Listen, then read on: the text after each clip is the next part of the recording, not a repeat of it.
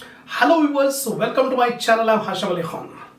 In this video, I'm going to explain you about the allowances. Last video, I have solved some problems on calculating the basic pay under the head income from salary. Allowances is the main head of item under the head income from salary. In examination, a theory question may be asked regarding what are allowances, what are the provisions regarding taxability of allowances. So all these things I'm going to explain you in this video. So watch the video till the end because these are the points that may come while doing the main problems on income from salary. Before starting the problem, take a screenshot of the points which I have written on the board, then I'll explain all the provision regarding allowances.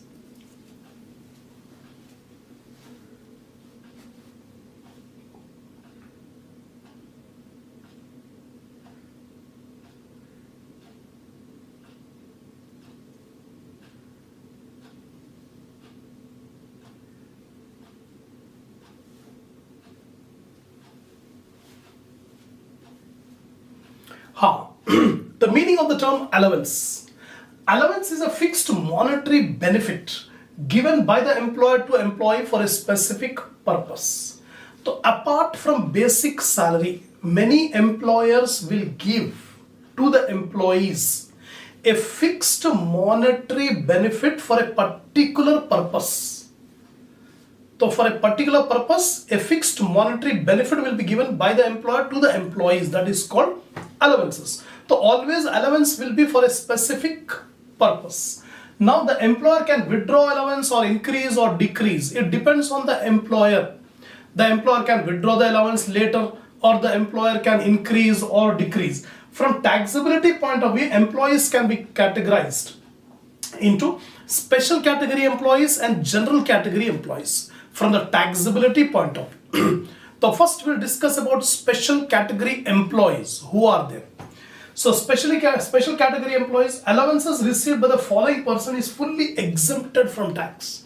So the employees who are getting allowances, these allowances are fully exempted, not taxable. These are called special category employees. Who are the special category? First one, allowances received by judges of Supreme Court and High Court in India. Supreme Court and High Court judges, whatever allowance they received, that is fully exempted. Special category employees. Second, allowances received by employees of UNO, United Nations organizations. So UNO employees also getting allowances fully exempted from tax. Allowances received by teacher or professor or research scholar from a foreign country which is a member of SAARC nation, that is also fully exempted allowance. Last one, allowances received by chairman or member of UPSC, Union Public Service Commission in India. So these four are called special category employees and for them allowances received are fully exempted. Now general category employees. The second category, general category employees. From the income tax point of view, the allowances can be classified into three categories. The first, fully taxable allowance. Second, fully tax-free allowance. And thirdly, partly taxable allowance. So normally, the allowances are classified into three categories. Fully taxable allowance first. So whenever we come across in a problem this type of allowance, immediately you should think that it is a fully taxable. Nothing should be given. Directly we should take that amount in the computation of salary income. Fully taxable. The examples of fully taxable allowances are dearness allowance or high cost of living allowance. Normally employer will give an allowance called DA, dearness allowance, or it is alternatively called as high cost of living allowance. Because of inflation, due to inflation the price of goods and services are increasing, but the salary remains fixed. Salary of the employees are fixed. So they will be hardly hit by the inflation. To combat the inflation, employer is giving an allowance to face the inflation. That is called dearness allowance. So if in any problem DA comes, immediately you should think it is fully taxable. Then additional DA, sometimes DA will be given, additional DA will also be given, that is also fully taxable. City Compensatory Allowance, CCA. If an employee is posted in a particular city where cost of living is high, because every city will have different standard of living, cost of living. So when in a particular city the cost of living is more, the employer will give additional allowance called CCA, City Compensatory Allowance, fully taxable. Marriage allowance, family allowance, meal allowance, servant allowance, project allowance, interim relief, medical allowance, lunch allowance, overtime allowance, warden allowance, tiffin allowance, dress allowance, daily allowance. These are all the allowances which are fully taxable. You have to remember that point. While doing the main problems on income from salary, if any one of these items comes, immediately you should think that it is an allowance which is fully taxable. Nothing should be done. Simply take that amount in the allowances under that income from salary. Next, some notes are given. Foreign allowance. The foreign allowance received for government employees fully tax free. If in a problem foreign allowance is given, you should think if the employee is a government employee, foreign allowance is tax free. If he is a non-government employee, foreign allowance is fully taxable. Next comes dearness pay. Sometimes in the problem you come across the word dearness pay. Dearness pay is that dearness allowance which enters for retirement benefit. For calculating the retirement benefit, if DA enters, that DA is called dearness pay, DP. That's all. Now, fully tax-free or exempted allowance. Just now we came across special category employees. The allowances are fully tax-free. In examination, theory question will be given. Give some examples of fully taxable allowance, fully tax-free allowance. So whatever I am explaining, whatever is written on the board, this you have to remember for writing the theory question. Examples of fully taxable allowance and examples of fully tax-free allowance. So what are the tax-free? Foreign allowance to government employees. Just now I told you. The foreign allowance given by the employer to employees, government employees, fully tax-free. Allowances paid to Supreme Court and High Court judges, fully tax-free. Allowances received by employees of UNO, fully tax-free. Then allowances received by chairman or a member of UPSC, fully tax-free. Lastly, allowances received by teacher, professor or research scholar from a foreign country which is a member of SAARC countries, fully tax-free. So these are the allowances which are fully tax-free allowances. Now partly taxable allowances. Some allowances are there which are partly taxable, partly exempted. So here we have to do the problems. The following allowances are partly tax-free, partly exempted from tax. First allowance is entertainment allowance. This is partly taxable, partly exempted, not taxable. So what are the rules regarding? Because in the next video I am going to solve the problems on EA. So concentrate here. Entertainment allowance. EA is one of the item of deduction allowed under section 16(2) of salary income. While computing income from salary, three deductions are there: 16(1), 16(2), 16(3). So 16(2) deduction is there for EA. First of all, whatever EA has been received, that will be taken under allowances fully. Later on, we have to see whether EA deduction is allowed or not in working notes.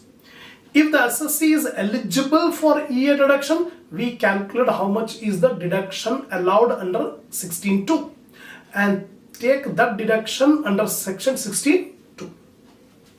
This allowance may be given for official purpose and for personal use.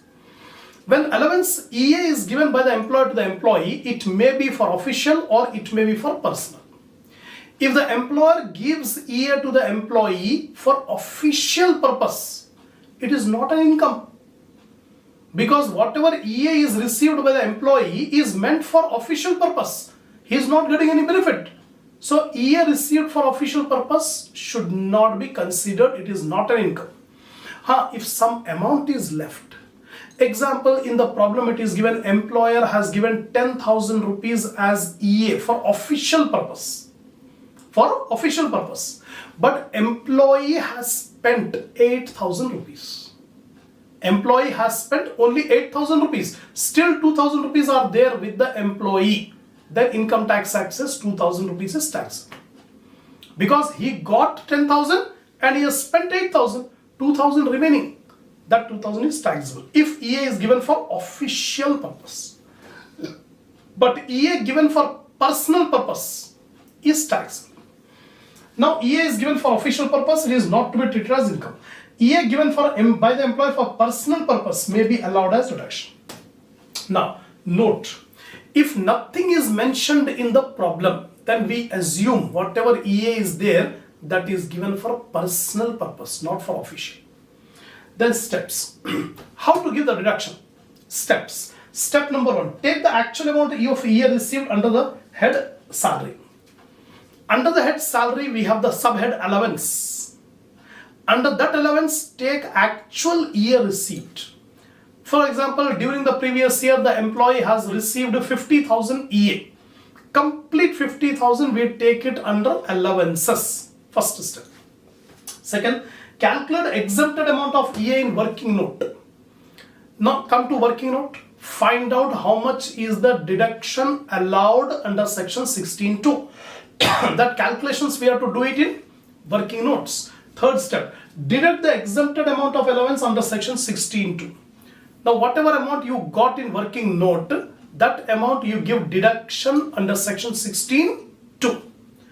EA is allowed as deduction only for government employees. This point you have to remember carefully. EA deduction under section 16(2) will be allowed only for government employees. When we see the problem where he is non-government employee, no EA deduction will be allowed. Only and only for government employees, EA deduction is allowed. No EA deduction will be allowed for non-government employees. The deduction is list of the following three amounts. How much deduction should be allowed? Income Tax Act says list of the following three amounts. Whichever is the least, that will be allowed as deduction. First, 20% of salary. In working note, we have to calculate 20% of salary. Take that amount. Second, actual year received. So during the previous year, how much is the actual year received? Or fixed amount 5,000. This 5,000 is fixed by the Income Tax Act. Income Tax Act has given a ceiling fixed 5,000. So among these three, whichever is the lowest, that will be allowed as deduction under section 16(2). And salary means only basic. Here salary is given.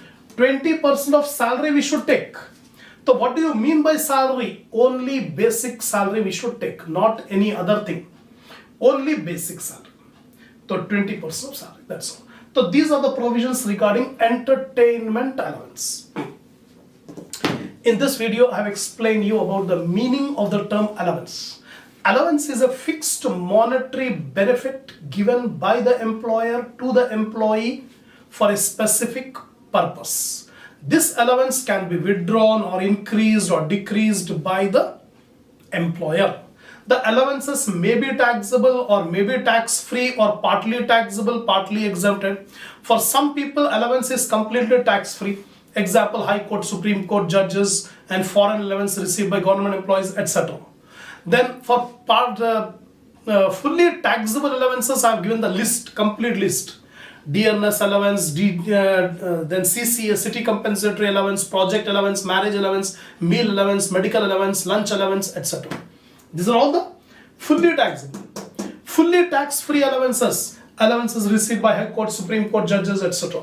Partly taxable, entertainment allowance. Entertainment allowance. So this video is very important because not only from problems point of view, but also theory question will be asked in examination regarding explain the meaning of the term allowance and explain the classification of allowance.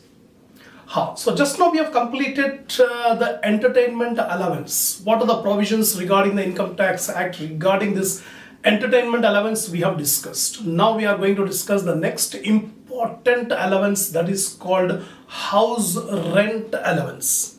See carefully. House rent allowance, HRA. This is one of the major allowance given by the employer to the employees. Many cases we can find the employer is paying HRA to the employees. Very common allowance. The allowance is given towards the rent of the house because many cases the employee lives in a rented house. So it's a burden on the part of the employee to pay the rent. So employer will give some contribution towards rent of the house. The employer is not concerned whether the employee is paying the rent or not paying the rent. So directly employer will pay HRA to the employees, not concerned whether he is paying the rent, how much he is paying the rent. Then according to section 10, subsection 13A, HRA is allowed as exemption. The Income Tax Act has given under section 10, subsection 13A that some HRA received is exempted from tax. So whatever HRA is received is not fully taxable. Some exemption is given under section 10, subsection 13A. This allowance is allowed as exemption only when the assessee is paying the rent of the house where he is presently residing. One condition for exemption is given. Income Tax Act says exemption under section 10, 13A will be allowed only if the assessee is living in a rented house and paying the rent for the house in which he is residing. If he is living in his own house, then no HRA exemption will be allowed. For example, employer is paying HRA to the employee, but the employee is living in his own house, not rented house. Then whatever HRA received is fully taxable, no exemption will be given. That is the law. If the employee is living in a rented house, paying the rent, then exemption will be given. For giving the exemption, employees are divided into two categories. For HRA exemption, Income Tax Act has divided the employees into two categories. The first category, those employees who are living in 4 metropolitan cities of India, that is Mumbai, Delhi, Kolkata, Chennai. These 4 are the metropolitan cities. Then remaining other towns, employees living in other places. So in this way, all the employees are divided into two categories. First, employees living in 4 metropolitan cities, Mumbai, Delhi, Kolkata, Chennai. The least of the following 3 amount will be allowed as exemption under section 10, 13A. So what are the 3 amounts? Actual HRA received. Whatever actual HRA received, that will be taken first. Second, rent paid minus 10% of salary. Third, 50% of salary. The least of these 3 will be allowed as exemption under section 10, 13A. This rule is for employees living in 4 metropolitan cities. Now, employees living in other towns, again, least of the following 3 will be allowed as reduction. Actual HRA received, rent paid minus 10% of salary, 40% of salary. So what is the difference between these two provisions? 50% is there in 4 metropolitan cities and 40% is there for other towns. Remaining A and B both are same. Actual HRA received, rent paid minus 10% of salary. That's it. Now, note, salary means basic pay only. See here, we need salary, rent paid minus 10% of salary. Here 40% of salary. Now the question arises, what do you mean by salary here? While calculating EA deduction, I told you salary means only basic salary. Just now I told you. Salary means only basic while calculating EA deduction. While calculating HRA deduction, salary means basic pay only. DA will be included if it enters for retirement benefit. If in the problem it is given DA enters for retirement benefit, then DA should be included. And commission plus commission, if it is based on fixed percentage of turnover. So 3 things. Salary means 3 things. Basic pay compulsorily will take. DA will be included if it enters for retirement benefit. If these wordings are given, entering for retirement benefit, then DA will also be included. And commission, if the commission is based as a fixed percentage of turnover, then only we should take. So this is the meaning of the term salary. Now in HRA exemption calculation, if any one of the 3 amount is 0 or negative, then no exemption will be allowed. While calculating these three amounts, if any one of the three amounts comes to 0 or negative, in that case no exemption will be allowed. The complete HRA received is fully taxable. Fully taxable. If rent is paid to the near relative like father, mother or wife, then if payment is genuine, then exemption will be allowed. Income Tax Act will ask what is the reality of paying the rent.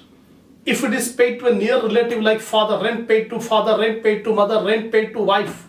If the case is genuine one, then exemption will be allowed.